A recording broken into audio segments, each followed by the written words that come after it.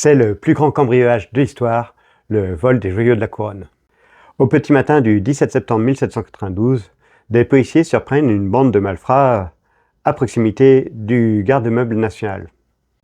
Dans ce bâtiment est entreposé le trésor des rois de France, plus de 9000 diamants et pierres précieuses. Sur place, on ne trouve plus que des bouteilles vides, des restes de nourriture et quelques péripatéticiennes complètement enivrées. De toute évidence, la pègre parisienne s'est donné rendez-vous à l'intérieur pour piller tout en festoyant en toute insouciance. Arrêtés, les cambrioleurs restituent quelques pierres, mais il manque les plus fabuleuses, le grand diamant bleu, le Sancy et surtout le Régent, le plus gros diamant du monde. En pleine révolution, le scandale est énorme.